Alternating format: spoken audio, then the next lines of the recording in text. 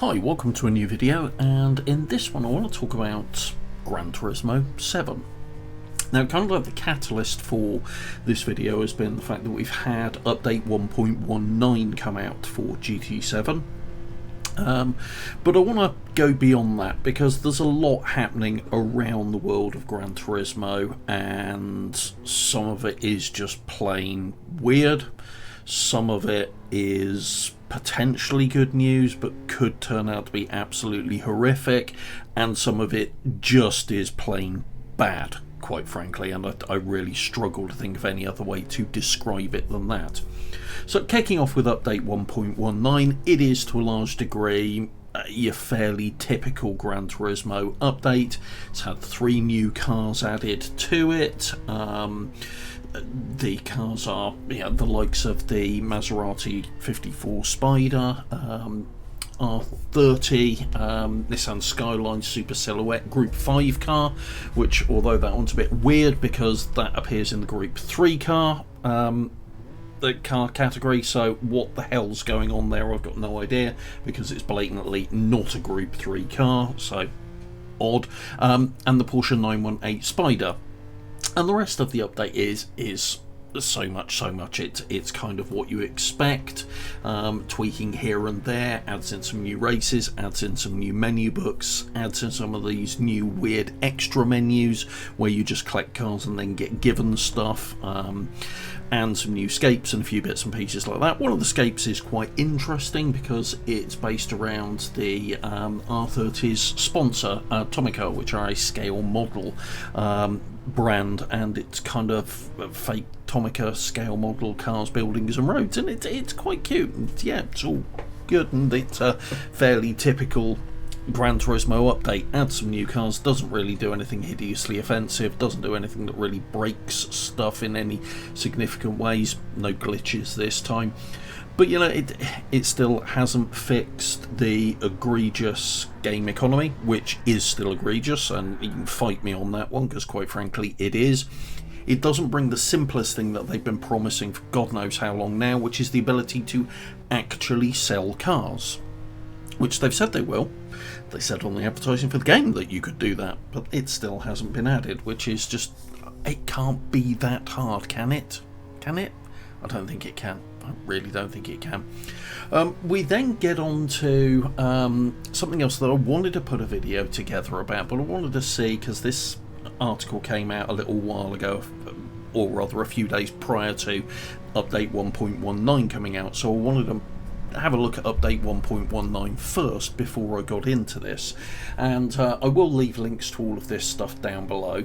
And this is the Jalopnik, I think that's how you pronounce it, I don't know, article around Gran Turismo and the stars of the World Tournament not seeing a future in the game, and a large amount of them having retired as a result of it. Now, some of it revolves around the fact that there is issues with how Sony, Polyphony Digital manage the actual events themselves, and the fact that there is virtually no prize money for this. Now, you may be thinking, well, it's an online racing thing, why are you going to get money off the back of it? Well, the simple truth of the matter is there is big money to be made, both for publishers and also for participants in the wider world of esports. People earn a living in esports and can earn a very good living in esports, so the fact that GT doesn't allow you to do that could be considered a bit weird, particularly as other sim racing based titles and esports series do have a reasonable amount of sponsorship money associated with them, not to the same degree that you get in wider and broader gaming esports, but it's still there. Plus, a lot of these other ones allow players, or participants rather, to bring sponsorship into it. So they can go out and get sponsors, much as you would do in real world motorsport. In real world motorsport, the actual event prize money can actually be quite surprisingly low in an awful lot of series and an awful lot of events around the world. You know, you'd be surprised at how low the winning prize money can be in comparison to how much it costs to compete and run a race team. And sponsorship is where the real money is. Well, you have to wear GT branded stuff at the Gran Turismo events, which again doesn't tie in with the wider world of eSports. Now, none of this is particularly surprising to anybody that's actually read the T's and C's for any of the Gran Turismo events. It's all in there. They're not hiding this. They're just not necessarily being particularly upfront about it. So, you know, it could be argued to be a sin of omission more than anything else. But what is missing is the ability to use it as a springboard. Now, in that regard, I do think that Polyphony Digital and Sony are being a little bit cheeky here, because you've got to look back at the history of Gran Turismo and its involvement in these kind of events. When these first started with the GT Academy, that very much was the raison d'etre, the reason for its being, the marketing hook within it was that you could partake in these events, and if you were good enough, you could become an actual racing driver off the back of it. You know, and don't think for a second that Polyphony Digital and Sony have forgotten about that, because they absolutely haven't. The upcoming Gran Turismo film is based around that very idea, that very concept. So, you know, don't get me wrong, they haven't forgotten this, and they are quite happy to use that for a marketing opportunity. It's just that that has disappeared from the actual esport events that are organised by them. That's gone. You know, and the article itself goes into great detail about, to be competitive, how much time you have to put into this, with some of the participants, you know, stating quite openly that they are, or rather, you know, they were practicing 40, 50 or more hours a week. That's a full-time job to remain competitive in these, and to do that and to get very little other than, you know, the ability to be able to partake in these events and go to some nice restaurants and some fancy hotels and have all of that paid for you. You know, beyond that, there's nothing. You've got people who are basically giving up their lives, their working ability, to be able to partake in something that they are getting no return off of. But from a marketing perspective and a marketing point of view, Sony and Polyphony Digital are most definitely getting something out of it. But where it really hits me, and the bit I really was a bit kind of like, no, that's just wrong, full stop, was if you've played Gran Turismo 7, or hell, even if you've just seen some walkthrough and bits and pieces on the internet around this, what you'll know is that various participants from past Gran Turismo World Series pop up to, well, they don't actually tell you because it's not a voiceover, it's just text that appears on screen, but these participants pop up and the text on the screen, you know, gives you motivational bits and pieces, you know, that they're used very much within the game, particularly within the cafe elements and a few other bits and pieces to drive you forward. And what it transpires is that these participants were not paid a cent for any of this. It's quite clear that when they agreed to sign up to represent and partake in the Gran Turismo World Championships and everything around it, they signed away the use of their likeness within Gran Turismo. Or basically, they signed away their likenesses for a marketing agreement, is what certainly appears to be the case. And they apparently have got absolutely no remuneration for that whatsoever. So they are being used to actively promote a game. They no longer, in most cases, actually actively partake in the World Drivers' Championship for GT, but they are still very much being used for it. And, you know, that just strikes me as wrong. Sony, Polyphony, you have the money to pay these people. You have the money to offer them, even if it's just, you know, a token remuneration for using their likeness. If you had to go out and buy a voiceover, or, you know, you license the likeness of a driver, as you've done with Lewis Hamilton in the past, you know, Lewis Hamilton isn't giving you that time for free. You are paying him. I know you're paying him. You know, that's a no-brainer. You are definitely paying him. But you've got people who have partaken and given up their time to partake in these events, who have honed their skills, and you are basically giving them nada in return for it. That's just wrong. That really is. And that, yeah, I don't like that. That cuts badly, being perfectly honest. But have a good read of the article. As I say, if you've not seen it yet, I will link it down below in the description. It is well worth looking at and forming your own views around it. But being perfectly honest, it